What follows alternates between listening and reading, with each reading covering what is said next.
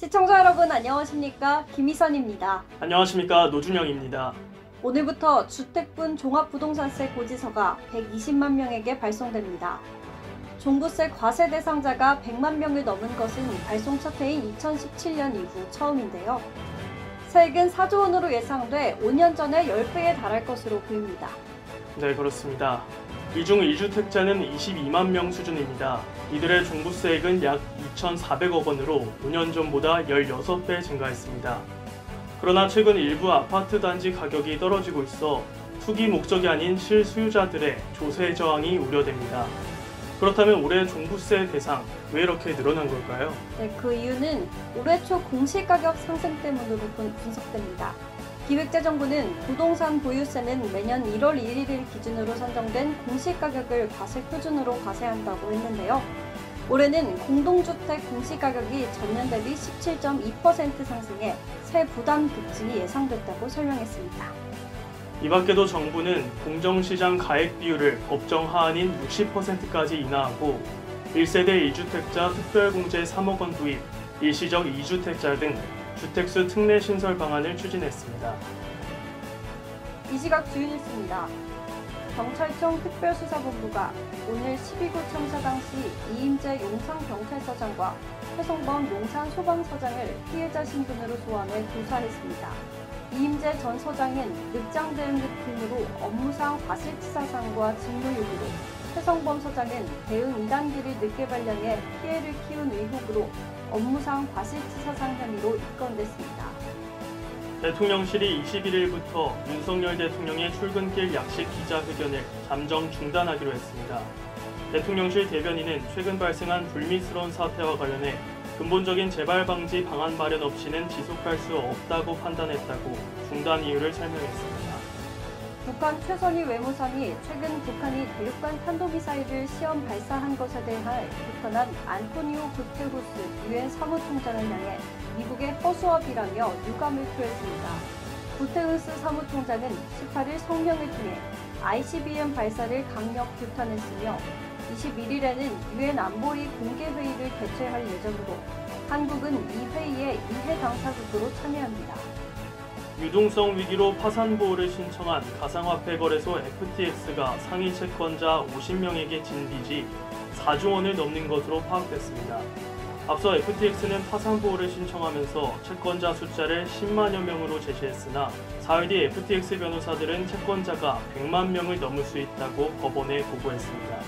10월 소비자 물가지수와 생산자 물가지수 전망치가 예상보다 하회해 물가 상승률이 둔화되자 24일 열릴 한국은행 금융통화위원회에서 기준금리를 0.25% 인상하는 AB 스텝이 진행될 것으로 전망됩니다. 이 회의에서는 2023년 경제성장률 전망치도 발표될 예정으로 1%대 경제성장률 전망치를 제시할지 이목이 집중되고 있습니다. 서울 강남의 대표적인 재건축 단지인 대치동 미도 아파트가 최고 50층 3,800세대의 대단지 아파트로 탈바꿈하며 35층 높이 제한 폐지가 처음으로 적용될 예정입니다. 지난달 음마아파트가 재건축 심의를 통과한 데 이어 대치동 일대 개발 밑그림이 완성될 것이란 전망이 나옵니다. 이집트에서 열린 제27차 유엔 기후협약총회의 쟁점사항이던 대홍수와 가뭄 등 기후 재앙을 겪는 개발도상국의 손실과 피해 보상을 위한 기금 조성이 극적으로 합의됐습니다. 보상을 위한 기금 조성에는 합의가 이뤄졌지만 아직 구체화하지 않은 기금 운용 방식을 놓고 앞으로 또 다른 격론이 예상됩니다. 카타르 월드컵이 20일 오후 알코르의 알바이트 스타디움에서 열린 개막식으로 화려한 막을 올렸습니다. 개막전에선 남미의 복병 에콰도르가 카타르를 2대0으로 완파하며 월드컵 개최국의 개막전 무패 전통을 무참하게 깨버렸습니다.